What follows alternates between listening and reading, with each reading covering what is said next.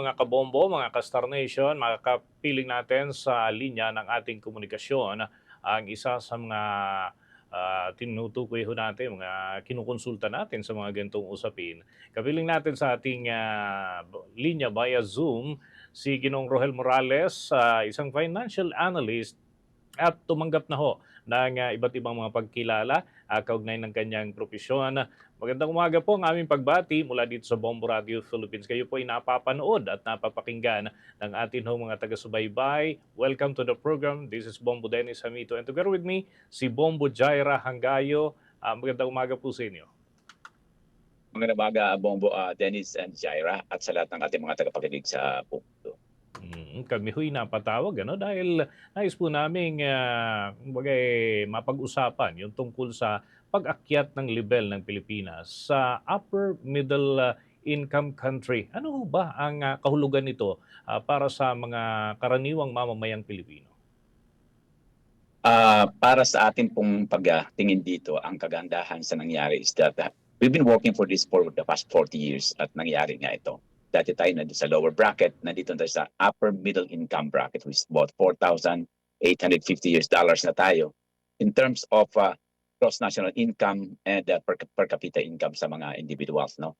So ang ibig sabihin yan, medyo angat na tayo, umangat na tayo, on an average. No?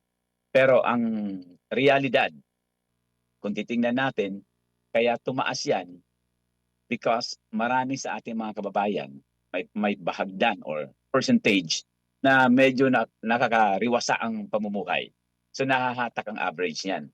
Ang realidad diyan is if you compute $4,850 sa current conversion rate of 60, for example, that is 291,000 pesos average income ng family annually.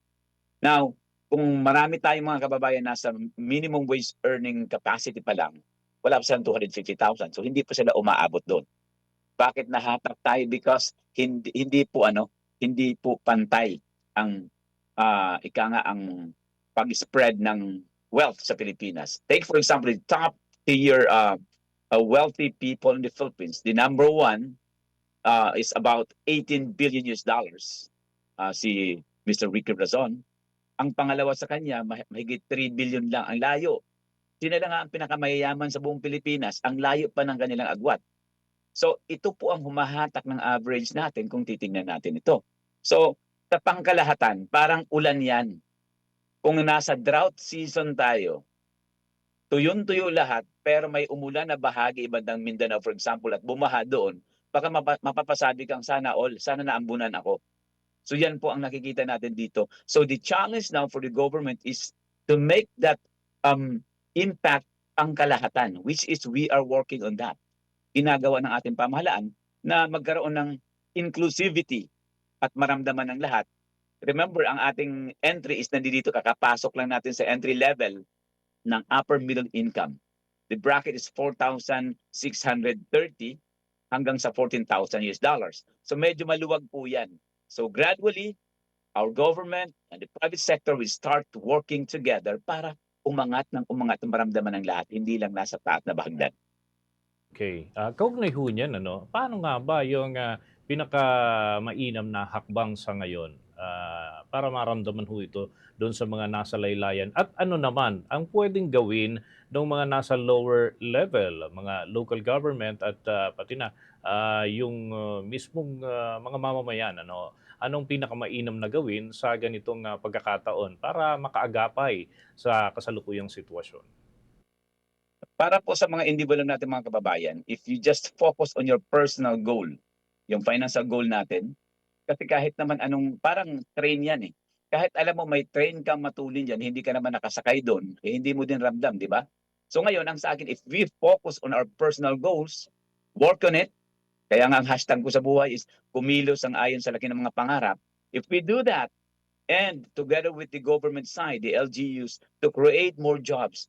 The focus is really to make jobs available for people para matulayan at sila naman ay umangat din ang kanilang kabuhayan. Hanggat hikahos yan at walang tinatamasang maayos na pamumuhay, hindi nila maramdaman yung portion ng pag-angat natin sa ating pong ranking in the global scenario. So again, focus on your personal goals, malamang-lamang ang pangarap mo sa buhay hindi naman kumita na ng 291,000 annually. For sure, you want to be millionaires. And if we work on that, at may katuwang tayong gobyerno na ganun din ang hangarin sa buhay, I promise this is going to be a better country. Ang akin hong katandem dito, si Bombo Jai Rahangayo, may ilang punto rin na nais na maitanong po sa inyo. Sir, if we are seeing this as a positive development, ano naman yung epekto ng paglobo ng utang natin na 18.55 trillion pesos na pinakamalaki sa kasaysayan? Well, yung utang na yan, huwag kayong masyadong mag-worry. Unang-una, tataas pa yan bago matapos ang taon. Baka pumasok pa tayo sa 19 trillion dyan. Ang importante dyan, in terms of percentage, as a percentage of our GDP or size of our economy, is within the range allowable. In fact, it's about 63% of our GDP. Ang importante, nababayaran natin yan at nagagamit sa tama yung inuutang na yan. And to top it all, ang dahilan na naman kung bakit lumobo, because nag-weaken din ang ating peso. Kung ang dati utang mo is $1 billion, and that time the conversion rate is only 50 pesos, that could have been just 50 billion, right? Pero tumaas tayo sa 60, wala ka pang ginagawa, yung utang mong 1 billion naging 60 billion in terms of peso because nag-weaken ang ating pong tawag dito, currency. So our central bank, weighing the options, talagang naninimbang sila kung paano natin maaabot na humina din ang dollar against the peso at at the same time, magamit ng tama inuutang natin. Remember, kaya tayo napapautang, mabuti na lang utang na to, mostly are domestic.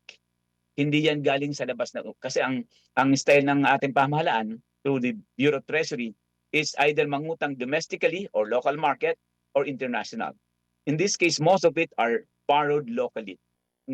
Magandang bagay yan, dalawang na-achieve ng government. Number one, if you borrow locally, you allow people to take part in funding our GAA. Kung ano ang kinukulang ng BIR, Bureau of Customs and other agencies, collecting agencies for revenue, pag kulang ka dyan, inuutang ng gobyerno. At pag umutang ka publicly, you allow people to take part in nation building. And at the same time, you tame somehow the effect of inflation. Kasi nasa siphon off mo sa circulation yung mga pera na yan, especially if ang kinuha lang sa bonds, 5-year bond, 10-year bond. So you allow as an individual na matali yung pera mo for 10 years ginagamit ng gobyerno para sa nation building natin. Ikaw naman kumikita at the same time. And in doing that, umababa po ang inflation. If last April, the inflation was 6.8, I am thinking the May inflation will be a lot lower than that. Now, bilang nasa sektor ng ekonomiya, sir, ano yung nais naman ninyong mapakinggan kasi malapit na itong State of the Nation address ni Pangulong Ferdinand Marcos Jr.? Well, ang sa akin, focus tayo sana, ang dapat makita natin at madinig sa ating pong mahal na Pangulo kung anong kanyang strategy na talagang matugunan itong reversal ng ating pong pagbagal na ekonomiya. Kung nakikita natin, ang GDP natin was lethargic for the past quarter. I hope may pag-angat itong second quarter. And then we're now entering the third quarter. So there should be some adjustment. Nasa mid-term na tayo ng ating pong not only for sa pamahalaan but also in the year 2026. Sana makita natin yung specific strategies, ano movement na gagawin nila in terms of infrastructure projects, creation of jobs. Napakahalaga para sa akin na may ma-provide na hanap buhay. Lahat ng bagay gagana sa Pilipinas kung ang mga tao may income. Kung walang income lahat, maniwala ka sa akin, mabagal po ang takbo ng ekonomiya natin. So I am hoping that ang ating pamahalaan, lalo pa lagi naman siyang lumalabas ng Pilipinas, I think nasa Canada ang ating presidente ngayon, is trying to market opportunities in the Philippines at sana may maibalita siyang maganda para sa ating lahat sa darating na kanyang zona. Okay, thank you so much, Abang Badanis. Okay, with that, maraming salamat, Ginoong Morales, sa mga butil ng impormasyon na ibahagi po ninyo para sa mga tagapanood at tagapakinig ng Bombo Radio Philippines. Maraming salamat po. Magandang umaga. Mga kabombo, mga Kastar Nation, ang isa sa mga kinikilalang financial analyst sa ating bansa, si Ginoong Rohel Morales, ang ating pong nakaugnayan live via Zoom. For the most trusted source of news and information, visit our website at www.bomboradio.com. Follow us on Bombo Radio mobile app, Facebook, YouTube, TikTok, and X, formerly Twitter. Like, share, and stay connected. Anytime, anywhere.